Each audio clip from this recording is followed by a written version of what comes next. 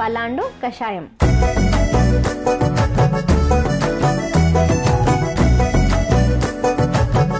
దానికి కావాల్సిన పదార్థాలు అయితే తెలుసుకుందాం. పలాండు కషాయం తయారు చేసుకోవడానికి కావాల్సిన పదార్థాలు ఉల్లిపాయ ముక్కలు, మిరియాలు, వెల్లుల్లి రెబ్బలు. సో కావాల్సిన పదార్థాలు తెలుసుకున్నాం కదా, ఎలా తయారు చేయాలో ఏంటో చూద్దాం. సో నేను ఇది ఇందులో ఏదో కొత్త ఇంగ్రీడియంట్ ఉంటుందని అనుకున్నాను. ఇది పలాండు అన్నారు కదా, సో ఇందులో కొత్తది ఏదో అనుకున్నాను. లేదు, ఎందుకంటే ఉల్లిపాయనే పలాండు అని పిలుస్తారు అనమాట ఆయుర్వేదంలో. ఓ ఓకే ఓకే. సో అయితే ఇప్పుడు ఏం చేయాలి మనం?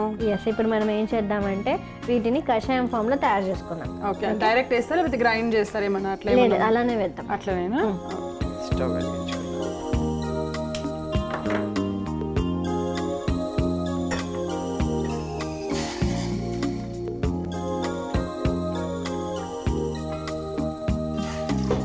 టూ గ్లాసెస్ వాటర్ తీసుకున్నాము.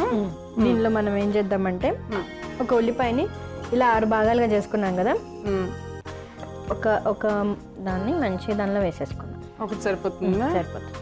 ఓకే, చూసారు కదా, పెద్ద ఉల్లిపాయ తీసుకున్నాము. దాంట్లో ఒక భాగాన్ని తీసుకున్నాం 6 భాగాలుగా కట్ చేసి. సో 2 వెల్లుల్లి రెబ్బలు, తర్వాత 4-5 మిరియాలు, 4-5 మిరియాలు వేసేయండి. ఓకే, చూసారు కదా, 4-5 మిరియాలు. సో ఇదంతా మంచిగా హాఫ్ అయిపోవాలన్నమాట. అంటే మంచిగా మరిగి ఈ మనం తీసుకున్నటువంటి వాటర్ సగానికి సగం రావాలి. సో అప్పుడు మనం ఆ డికాక్షన్ని యూస్ చేయొచ్చు అనమాట. సో ఇది మన అంతా కూడా చాలా తీక్షణంగా ఉంటుంది, ఎందుకంటే మనం మిరియాలు వేసాం, వెల్లుల్లి వేసాం, అలానే ఉల్లిపాయలు వేసాం. ఉల్లిపాయలను పలాండు అంటారు అనమాట. అది మనకి చాలా ఘాటుగా ఉంటుంది. దానిలో సల్ఫర్ కంటెంట్ ఉండడం వల్ల అది ఘాటునిస్తుంది. కానీ మన ఆస్తమా పేషెంట్స్ కంటే ఊపిరితిత్తులలో శీఘ్రంగా వెళ్ళిపోతుంది. అంటే బ్లడ్ వెజల్స్ లోపలికి పెనట్రేటింగ్ యాక్టివిటీ కానీ పెనట్రేటింగ్ ప్రాపర్టీ ఉన్నటువంటిదే మన ఉల్లిపాయ. అందుకోసమనే మనం ఆస్థమాటిక్ పేషెంట్స్కి, ఊపిరితిత్తుల సమస్య బాధపడే వారందరికీ కూడా ఇలాంటి పానీయాన్ని మనం అడ్వైస్ చేస్తున్నాం. ఇంకొకటి ఏంటంటే లేఖనీయ, ఛేదనీయ అంటే స్క్రేపింగ్ ప్రాపర్టీ అనేటువంటివి మనకి ఈ ఆనియన్స్లో ఉంటాయన్నమాట. అందుకోసమే మన ఆయుర్వేద శాస్త్రంలో వీటిని ముఖ్యంగా శీతలంగా అంటే ఫీవర్స్ వచ్చినప్పుడు కూడా ఇలాంటి డికాక్షన్ కూడా యూస్ చేయొచ్చు అని కూడా చెప్తారన్నమాట. ఓకే,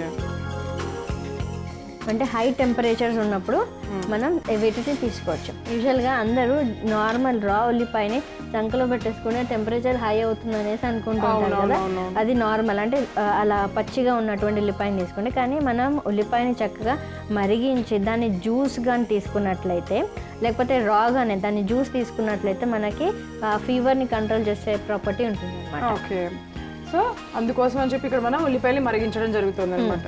ఓకే, సో చూస్తున్నారు కదా, ఇక్కడ మనము ఈ ఉల్లిపాయ, మిరియాలు, అలాగే ఆ వెల్లుల్లి రెబ్బలు వేసిన నీళ్ళు అనేది మనకి హాఫ్ అయిపోవాలన్నమాట. అప్పటి వరకు కూడా మనం మరిగించుకోవాలి కాబట్టి మరిగేంత వరకు వెయిట్ చేద్దాం. సో మరిగేంత వరకు వెయిట్ చేద్దాం అన్నాం కదా, మరి మరిగినాయి. ఇప్పుడు ఇది అయిపోయిందా? అయిపోయిందా? సో స్టవ్ ఆఫ్ చేసేస్తున్నాను.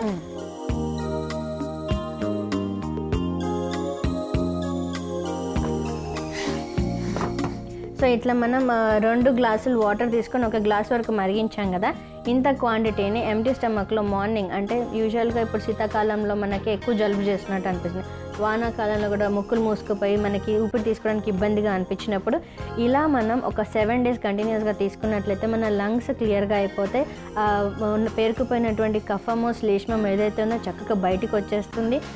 ఫ్రీగా మనకి గాలి ఆడుతుంది, ఊపిరి ఆడుతుంది, అండ్ మళ్ళీ రాకుండా, రికరెన్స్ రాకుండా కూడా మనకు హెల్ప్ చేస్తుంది. ఓకే, అలా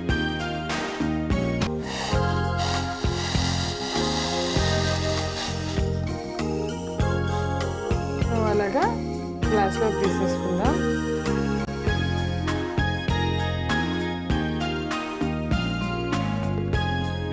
సో మనం ఇప్పుడు ఇది బాయిల్ చేసాం కదా, ఇలా ఒక వెల్లుల్లి రెబ్బ, ఉల్లిపాయ రెబ్బను కూడా మనం నవలేయచ్చు కూడా. వేయనా అందులో? వేయండి.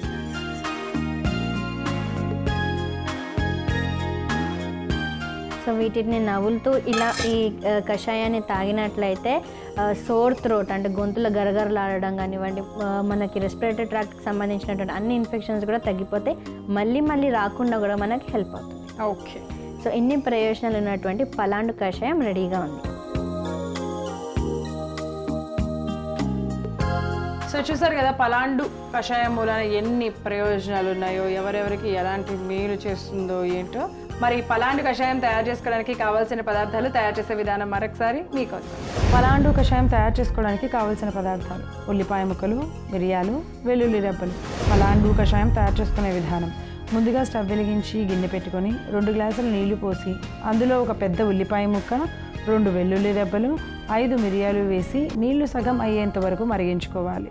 తర్వాత స్టవ్ ఆఫ్ చేసి గ్లాసులోకి పోసుకుంటే ముక్కు దిబ్బడ, ఆస్తమా, ఊపిరితిత్తుల సమస్యలు, గొంతులో గరగర వంటి సమస్యలను తగ్గించే పలాండు కషాయం రెడీ.